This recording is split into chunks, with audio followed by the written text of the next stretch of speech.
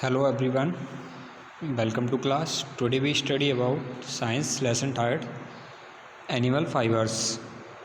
Let us start the lesson. Fibers, रेशे.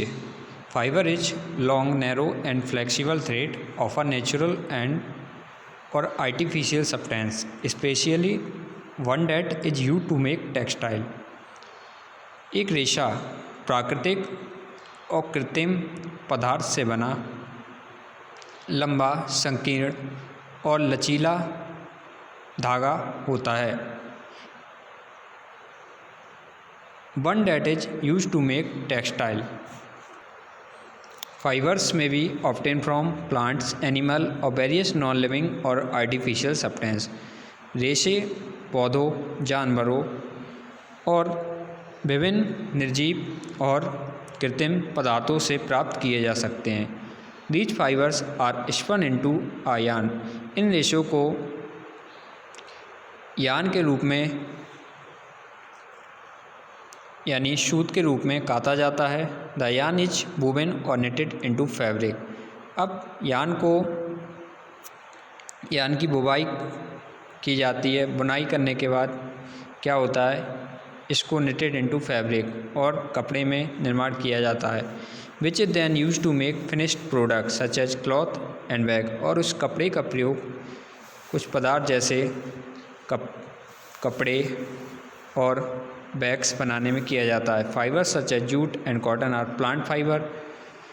Jute और जो कॉटन रेशे होते हैं ये पौधों से प्राप्त होते हैं, because they are obtain from plant. You are already study about them. आपने इनके बारे में पहले से ही अध्ययन किया है। Their property and sources in previous class. इनके गुणों और स्रोतों के बारे में आप पिछली क्लास में पढ़ चुके हैं।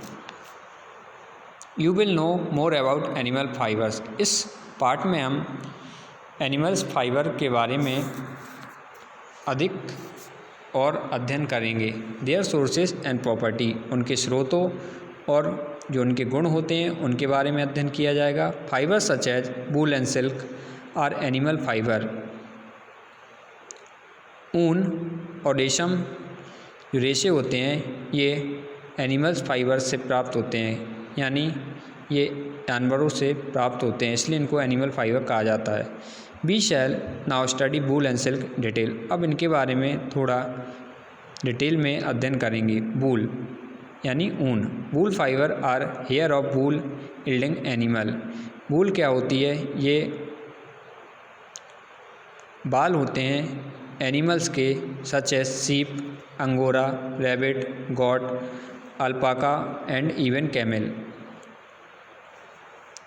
जो ये पशु होते हैं सीप, अंगोरा, रैबिट, इनके बालों को निकाल कर ही ऊन का निर्माण किया जाता है। The wool coat of this animal is called fleece. जानवरों के ऊनी कोट को ऊन कहा जाता है। यह ऊनी कोट इन्हें ठंड के मौसम में गर्म रखने में मदद या सहायता प्रदान करता है। Pre historic man use to cover their body with the skin of sheep और अदर एनिमल। पुराने समय में लोग अपनी बॉडी को कवर करने के लिए शीप की स्किन और अदर एनिमल की स्किन का प्रयोग करते थे, क्योंकि इससे क्या होता था, सर्दी के मौसम में उनकी बॉडी गर्म बनी रहती थी। This perhaps give them an idea to make yarn and fabric from their fibre covering.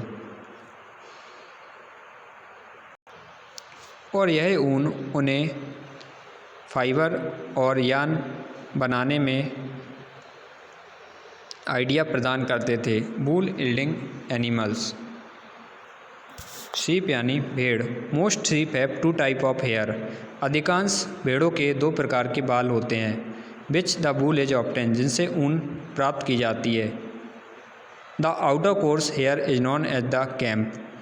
जो बाहरी कोर्स होता है बालों का उसको कैम्प कहा जाता है। The fine soft under coat close to the skin. और जो स्किन के पास मुलायम और छोटे बाल होते हैं यही असली ऊन इसको कहा जाता है, यानी रियल ऊन जो होती है वो यही होती है। Domestication and selective breeding have eliminated most of the long here today sheep are covered almost exclusively with true wool।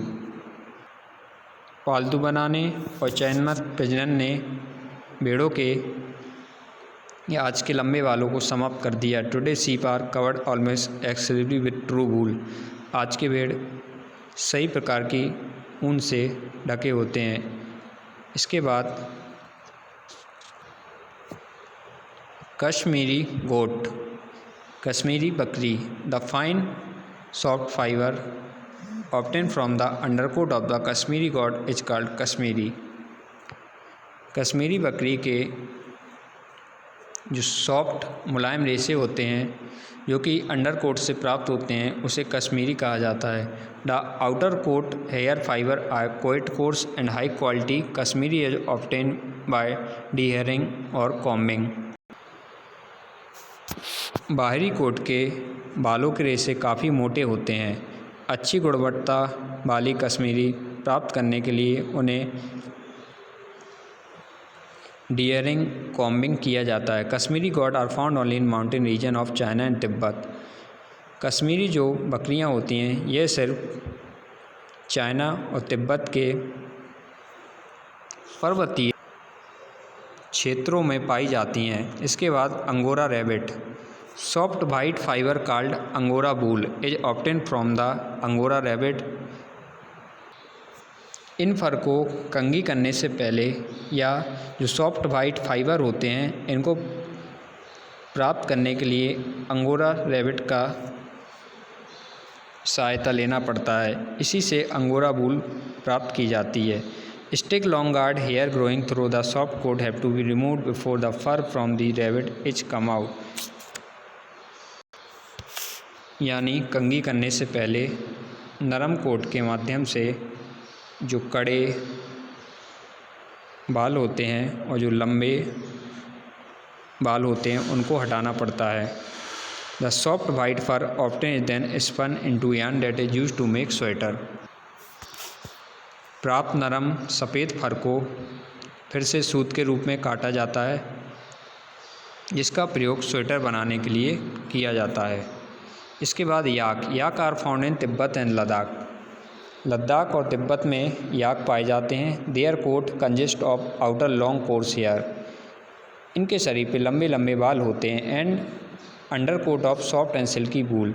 और स्किन के पास मुलायम और सिल्की वूल पाई जाती है। The colour usually ranges from brown to black.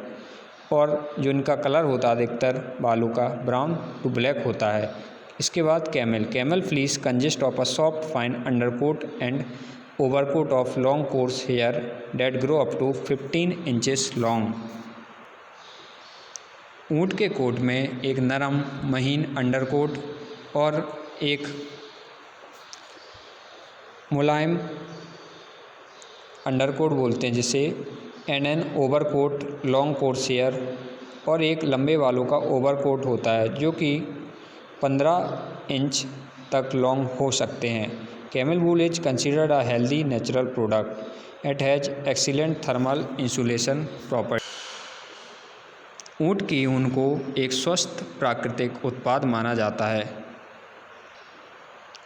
और साथ ही इसमें उत्कृष्ट थर्मल इंसुलेशन गुण भी होते हैं। इसके बाद sheep farming. Sheep farming means rearing and breeding sheep. Sheep are really mainly for their wool. They are reared in herd in semi-arid and mountainous region in India. भेड़ पालन का अर्थ होता है भेड़ों को पालना और प्रजनन होना। Sheep are reared mainly for their wool. भेड़ों को मुख्यतः ऊन के लिए पाला जाता है। They are reared in herd. ये कहाँ पाए जाते हैं? इनको सेमी एरिड यानी अर्ध शुष्क और पहाड़ी क्षेत्रों में इनको पाला जाता है। In India sheep are reared in Rajasthan, Jammu and Kashmir, Himachal Pradesh, Uttarakhand. Bharat में भेड़ों को राजस्थान, जम्मू कश्मीर और हिमाचल प्रदेश और उत्तराखंड में पाला जाता है। Sheep mainly feed on grass. Sheep मुख्यतः ग्रास को ही खाते हैं। They are also fed with mixture of pulses. दालों के ये मिक्सचर को भी खा सकते हैं जैसे कि corn, dry grasses and grain. A sheep live for up to 11 से 12 ईयर। 11 से 12 साल तक इनका जीवन काल होता है। Some common breed of Indian sheep are Lohi. कुछ भेड़ों की ब्रीड बताई गई है, प्रजाति बताई गई है, जो कि भारतीय शीप कहलाती है, जिसे लोही कहा जाता है। रामपुर, बुशेर, नली, बाकरवाल, मारवाड़ी एंड पतनबाड़ी, ये सब भेड़ की ही प्रजातियाँ होती हैं।